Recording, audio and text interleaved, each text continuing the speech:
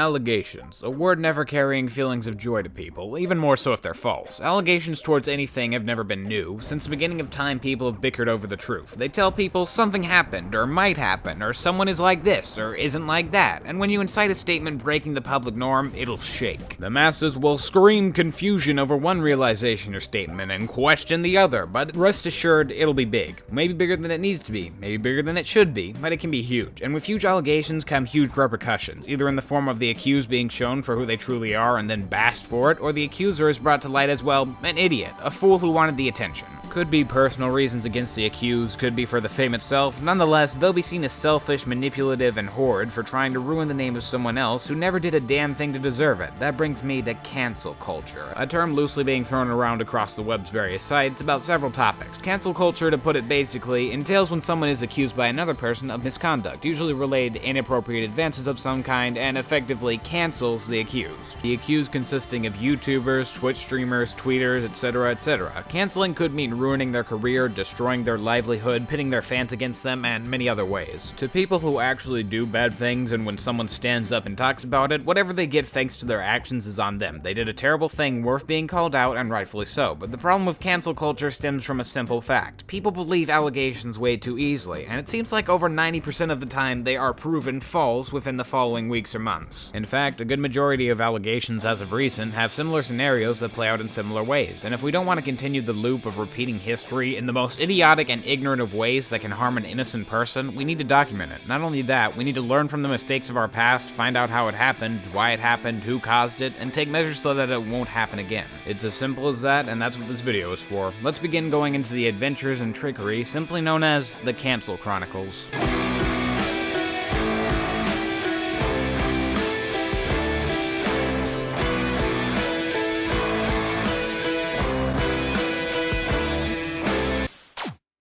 The best place to start would be figuring out exactly where cancel culture originated from, and on that I have a theory. It has to do with the Me Too movement. For anyone unaware, the Me Too movement was an outbreak of powerful people like Harvey Weinstein, Kevin Spacey, and so on being called out for tons of inappropriate behavior towards women, co-workers, and in some cases, minors. These people who were harassed decide after a long period of not saying anything to finally bring forth their evidence as to what happened to them. It was a well-intentioned movement in the beginning that helped majorly in revealing some horrendous people hiding in the industry, and I wholeheartedly support those brave souls who spoke up, but unfortunately every good has a bad to it, and the Me Too movement began having some issues. These issues surfaced some months after the initial allegations against Weinstein, but the threat was always there. With multiple people coming out and talking about the terrible shit that happened to them, who's to say another person who didn't go through the experience claimed they did for publicity or just to take down a celebrity they don't like? It's not hard to imagine, and with every well put together allegation with proof, it feels like 5 to 10 fakes show up to try and capitalize off it. It's much more than likely you've been on the news or online and found an article about allegations towards a person and how their career was plummeting. Then a week or month or possibly even a year goes by and the same allegation is brought back up, but this time everyone is talking about how it's apparently false. We've had it come up much more prominently as of late, and it's a real problem. When it comes to somewhat touchy subjects like this, questioning the accused is seen as crass, inappropriate, and many other words, but those fake accusers use that to get the public on their side and make it all the harder to look at the cold facts. Cancel culture is simply a new evolution in the timeline of accusing people of horrible deeds without much evidence. It just so happens this occurs specifically to social media celebrities now. Like I said before, the essence of enacting cancel culture on a person usually involves a few key components. A. The allegation happens to come out of nowhere from someone who, in one way or another, has been associated with the accused. B. The allegation has to do with some form of inappropriate behavior they either don't want to talk about, they have little evidence for because chats were deleted, or intentionally crop out portions of to try and tamper to help their case. C. The accuser ends up gaining much more traction thanks to the allegation, exactly what they wanted in the whole affair. D. The accuser is lambasted on Twitter, YouTube, everywhere about what they did and how it was wrong, and when the person doesn't speak up about it, they are assumed guilty because innocent people don't take so long to respond. E. The person puts together a video that's uploaded maybe a month after the drama began, giving a concise form of evidence showing their claimers to have false information or intentionally leaving out details. That's when their subscribers start to come back and the apology videos flood in. F. The original accuser begins being lambasted for trying to ruin someone's career and probably leave social media. When looking at examples of cancel culture gone wrong, you notice a pattern. Spoctor Theory, 18 at the time of allegations. Lasso, 19. James Charles, 19. The only break was Pro Jared, whom was 33, but he was accused of trying to solicit inappropriate things from minors, so he still technically matches. For the most part, these people accused are on the younger spectrum on YouTube. They talk about DeviantArt drama, or video games, or makeup. What am I getting at here? Young people who appeal to teenage audiences will, and this is in general from YouTube with this demographic, get teenage responses to controversy and drama. While it might not appear that way, a good portion of the commentary community is teenagers with lots of free time to spend on internet drama, or to be more specific, 15 to 19-year-olds. What are some adjectives to describe most teens of that age, other than the obvious edgy kid no one understands? They're ignorant, gullible, easily angered, still developing, all aspects perfect for spreading cancel culture. Along with that is the want to be popular. Commentary channels with young creators are known for going for topics that are popular at the moment. They see a controversy, they want to give their own opinion, not because it adds anything to the conversation or presents facts, but they'll get views and subs, and that's all that matters, at least for the moment. They perpetuate the message of a person being a specific way and then denouncing the accused for it without trying to find out the facts or talk to the individuals involved to see if it happened or what the other side has to say about the matter. It doesn't matter what the other side says in the beginning. If it isn't the popular side, it's not going to be the side that they use. Cancel culture's other big error about itself is that it allows one person to speak, the other person they speak about is condemned, and we never get to hear the other side until they decide to make a response.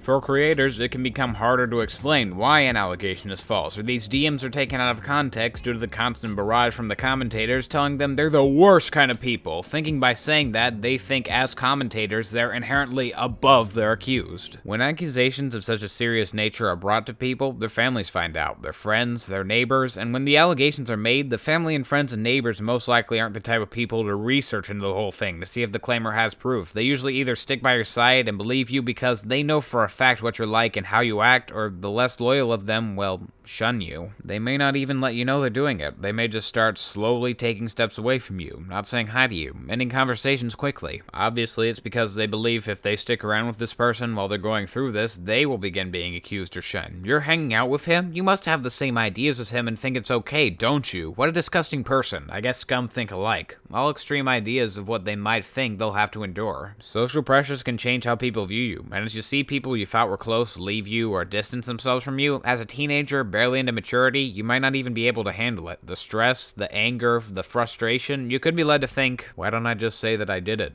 If I keep fighting to defend myself, I could be crushed under the weight of hate and start losing more important people in my life. I should just give up.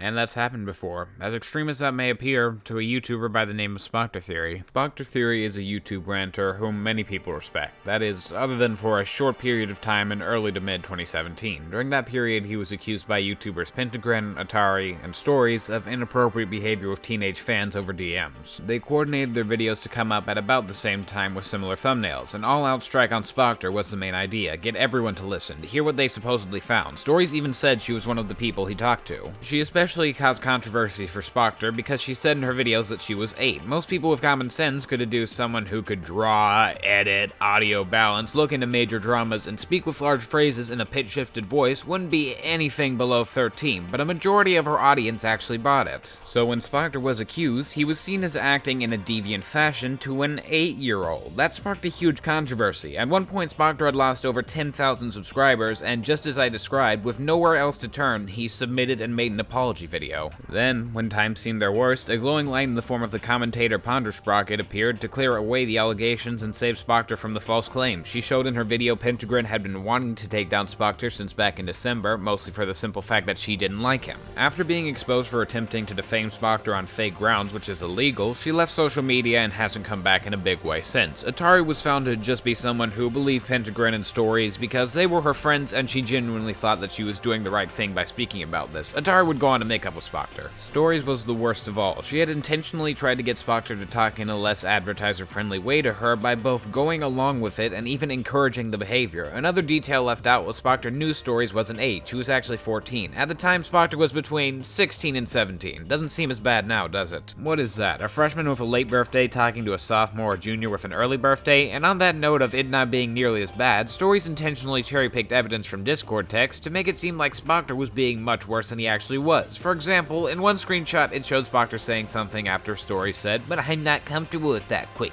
3 deleted messages later, she says, "Thank you, quick." Those messages could be Spoctor sending something inappropriate, resending it, and apologizing, but it wasn't. The message actually read, okay, I won't make you do something you're not comfortable doing, heart emoji.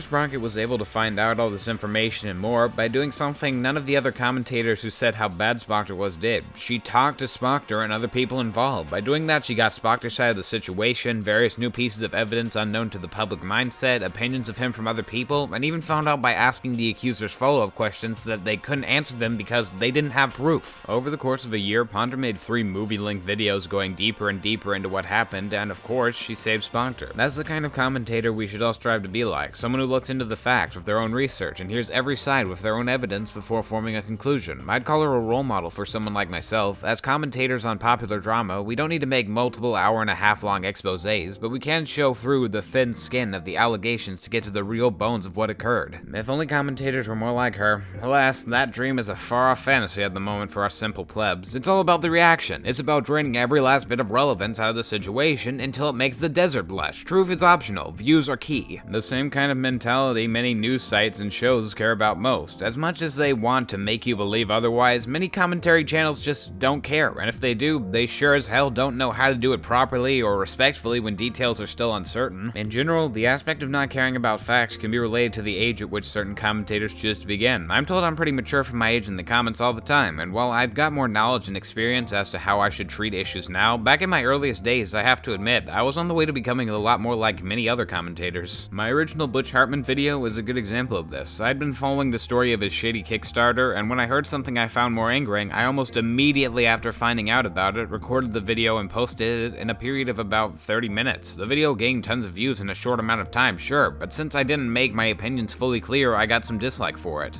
I heard about what Butch did. I didn't look any further to make sure how true the claims I covered were. I rushed my video, which was entirely reactionary, and I only told what everyone else had already known at that point. I wanted to be like my favorite YouTubers, and I thought that would entail doing what they did in the same fashion with the same points. If I'd continued down that road, I'd be a much worse channel. The thought of me using cringy and toxic in my common vocab is a scary thought on its own.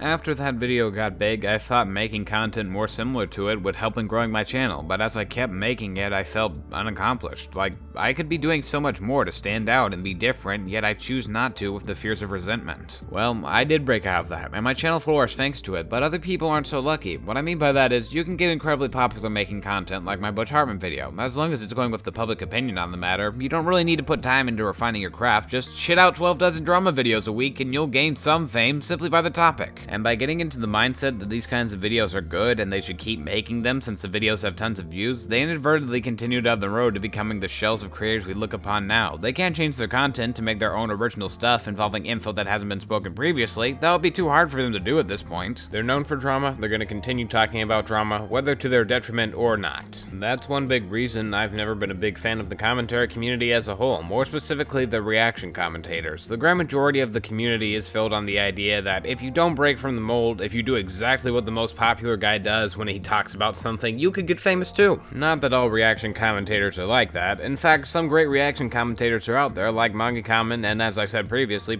Sprocket, but they don't get great views, unfortunately. The more quality creators are sadly overshadowed by bigger forces like I'm Alex, who set a bad example for how you should act in the community, but they're more popular, so more easily influenced new creators will want to copy them. I understand why channels that put in little effort get tons of attention. It's all because of the topics they choose to talk about, usually rumors or baseless allegations, but many other parts of YouTube don't work that way for getting popular. This is speaking from personal experience, but in genres like comedy and animation on YouTube, if you aren't willing to sell out to big brands to help make you big, you need to show you're worth watching. Animation needs to have personality, style, fun topics. Comedy needs to be varied, original, fun. To me, when something like the James Charles or Pro Jared allegations surface, where one of the big names in YouTube is called out for something and hundreds upon hundreds of people say the exact same original opinion and information, only to have to retract it later and make an apology for jumping on the bandwagon, I find it similar to if one person told an original political joke with wrong info. Then, thousands of smaller comedians playing in bars and birthday parties copy the same joke, and when the people around them decide, hey, that joke makes no sense and has wrong information, they all simultaneously say sorry and have to admit they stole the joke. We like to go after faulty news sources on YouTube all the time, biased ones that have been proven to leave out facts like the Mary Sue, leaning towards one political side like Fox News, and now, lower grade commentary channels with a major want for views. YouTubers in many aspects are the opposite of news journalists. Think about it. Have you seen the news sources with hosts who do their own research into the topic? People who are below the age of 50 talking about video games, positive or negative? Investigators ready to cover topics news outlets would fear because their opinion would be against the norm or not as appropriate for TV? And most importantly, have you ever seen a kid broadcast the news? I have. It was called The Reading Rainbow, and it was the shit in preschool. But on a serious note, though we have people like that, a large part of the commentary community shows the worst parts of journalism and popular media. They need to hit a deadline so the story stays hot enough for them to profit off the whole thing. Waiting isn't an option. Viewers are going to get bored with the topic eventually. We need to get out that story now. So person's life is ruined. Who cares? Think about the ratings. Another thing that children who cover internet celebrity dramas don't know is serious allegations stick, whether they're proven wrong or right. It will follow them for the rest of their lives, and teenagers without proper knowledge or foresight probably won't even think about that when they put that LOL exposed raffle video out. That individual can attempt to get it to go away and be forgotten after they've shown they're innocent, but it will always be there, looming in the background of their career now. That's the exact reason we need to research and look further and ask both sides. Who knows, I might be in the minority, but I'd rather give the facts and help an innocent person's reputation instead of boistering the same garbage others have been taught to repeat. Here comes the big question. How do we stop cancel culture? In reality, I'm not sure it's something we can just get rid of. Certain people will always be looking in the wings to pounce on you at a moment of slip-up to revel in the backlash. Baseless accusers will always be out there to undermine actual legitimate claims for their own selfish means. The first step to improving is admitting it's a problem in dire need of fixing. Though I've thoroughly shown why it's such a bad movement, tons of people have warped realities of cancel culture, thinking of it as some good entity for some unknown reason. I guess theoretically, it could take down an actual threat, but it's a blind shotgun shot into a crowd. You could hit a criminal, but at what cost? Repetition is a major theme in this video if you couldn't tell, and that's because I need to jam these messages in, and reiterating helps stick in the mind. You might not know what I'm talking about, and in that case, either rewatch the video to get me more ads, or get some hearing aids because you've gone deaf. Sorry to break it to you. Then again, you wouldn't be able to hear that now, would you?